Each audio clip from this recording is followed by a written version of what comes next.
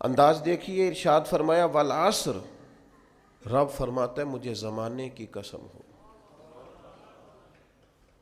اللہ کو بھی قسم اٹھانے کی ضرورت ہے، مالک کریم کو بھی کیا حاجت ہے کہ وہ قسم اٹھائے، لیکن تاکید کر کے بات ذہن میں اتارنے کے لیے۔ انسان کا مزاج ہوتا ہے نا، جس بات پہ قسم اٹھائی جائے اس کو انسان سمجھتا ہے زیادہ پکی ہے، تو طبع انسانی کے مطابق بات کی، فرمایا والعصر، زمانے کی قسم ہو۔ انسان کو پیدا کرنے والا رب قسم اٹھا کے انسان کی ایک بات کرتا ہے، والعصر، مجھے قسم ہو زمانے کی، ان الانسان لفی خسر۔ انسان کو پیدا کرنے والا رب فرماتا ہے بے شک انسان خسارے میں، گھاٹے میں، نقصان میں۔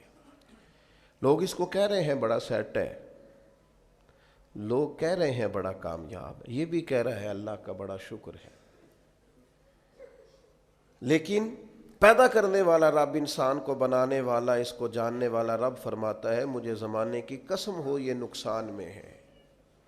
اور خسارہ اس خسارے کو نہیں کہتے ہیں کہ لوگ کہتے ہیں میں نے کاروبار کیا تھا تو نفع نہیں ہوا، نقصان ہوا۔ خسارہ اس خسارے کو کہتے ہیں جو اصل مال بھی ضائع ہو جائے، راس المال بھی ضائع ہو جائے تو کہتے ہیں خسارہ ہوا ہے، یعنی اس کے پاس جو تھا اس میں بھی یہ خسارے میں کیا؟ یا اللہ سارے خسارے میں ہے؟ فرمایا نہیں، الا الذین آمنوا،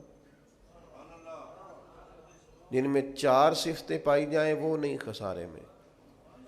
ان میں پہلی صفت یہ ہے کہ الا الذین آمنوا، بے شک وہ لوگ جو ایمان لائے، مگر وہ لوگ جو ایمان لے آئے، جن کا ایمان مضبوط ہو، جن کا عقیدہ ہو کہ اللہ ہمارا رب ہے، وہی پیدا کرنے والا ہے، وہی رزق دینے والا ہے، اسی کی تقدیر کا غلبہ ہے، رب کریم ذرے ذرے کو جانتا ہے، اللہ تعالیٰ نے جس حال میں رکھا ہے یہی حال میرے لیے بہتر ہے۔ انسان محنت پوری کرے، نتیجہ اپنے رب پہ چھوڑ دے، اسباب سارے جمع کرے، بھروسہ اپنے اللہ تعالیٰ پہ کرے، عقائد کے لحاظ سے پختہ ہو، اور پھر اس کا عقیدہ ہو کہ بعد از خدا بزرگ توئی قصہ مختصر، کائنات میں سب سے عرفہ والا، عظمتوں والے، شانوں والے، بلندیوں والے، رفتوں والے، کائنات کے امام، نبیوں کے امام، رسولوں کے امام، فرشتوں کے امام، محبوب مطلق اگر کوئی ہے تو جناب محمد رسول اللہ ہے صلی اللہ تعالی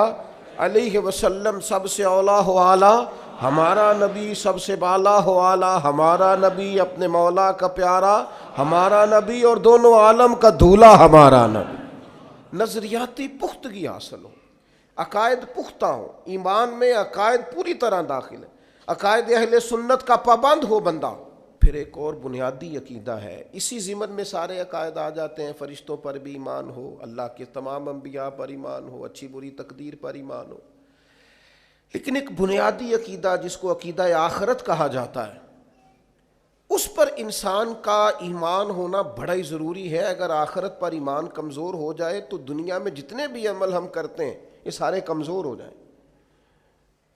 یہ جو لوگ ڈپریشن میں، ٹینشن میں، انزائٹی میں چلے جاتے ہیں اور ایک بات بار بار کرتے ہیں کہ میرے ہی ساتھ ایسا کیوں ہوتا ہے، آخر بڑی ہی کوشش کے بعد میں ہی ناکام کیوں رہ گیا، تو انہیں بتایا جائے گا کہ کامیابی پتہ کیا ہے؟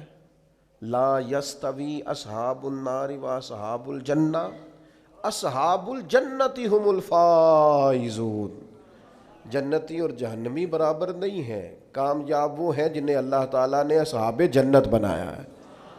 جو جنتی ہیں وہ کامیاب ہیں، جس کو اپنی آخرت کے تعلق سے اللہ تعالیٰ نے فکر سلیم دی ہے، راہ ہدایت دی ہے، اعمال حسنہ پر استقامت دی، اور وہ سمجھتا ہے کہ میں محنت اپنی آخرت کو ٹھیک کرنے کے لیے کر رہا ہوں، جد و جہد میری اپنی قبر کے لیے، حشر کے لیے، آخرت کے لیے۔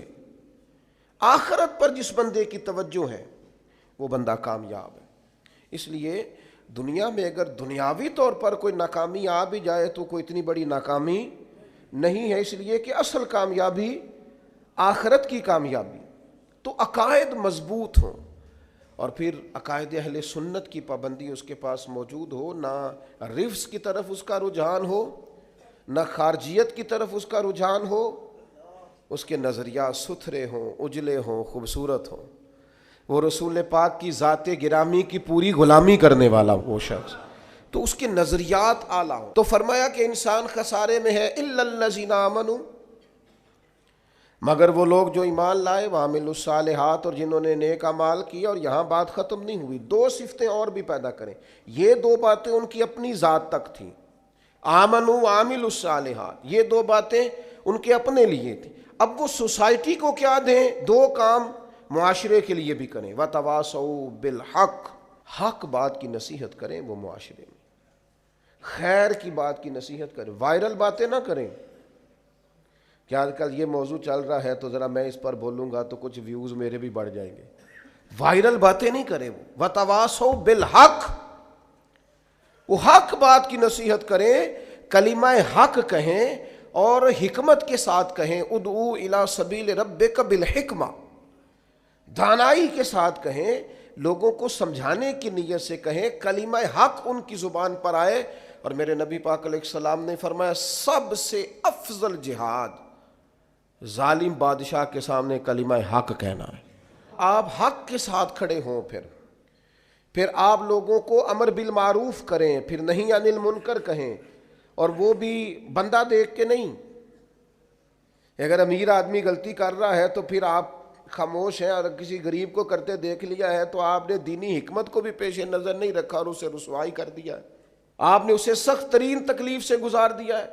حق بات کی نصیحت کریں، اور جو لوگ حق بات کہتے ہیں نا ان پر تکلیف بھی آتی ہے، تکلیف آتی ہی ہمیشہ حق کہنے والوں پر۔ تو چونکہ میدان لگایا ہے، اب حق میں نکلے ہو، اب تم نے سفر شروع کیا ہے تو بھائی پیروں پہ چھالے تو پڑیں گے، سفر کرو گے تو تھکاوٹ تو ہوگی، کوئی رستہ طے کرو گے تو گرد تو پڑے گی، اگر کسی سمت تیز دوڑو گے تو مخالف سمت سے ہوا تو تیز آئے گی۔ اب وہاں گھبرانا نہیں، کمزور نہیں پڑنا، تھکی باتیں نہیں کرنی۔ اب ایسا نہ ہو کہ تم نے معذرت خواہانہ رویہ اختیار کیا، وتواصوا بالحق وتواصوا بالصبر، وہ حق بات کی وصیت کرتے ہیں اور ایک دوسرے کو صبر کی تلقین کرتے ہیں۔ چار صفات پیدا کریں تو خسارے سے بچ سکتے ہیں۔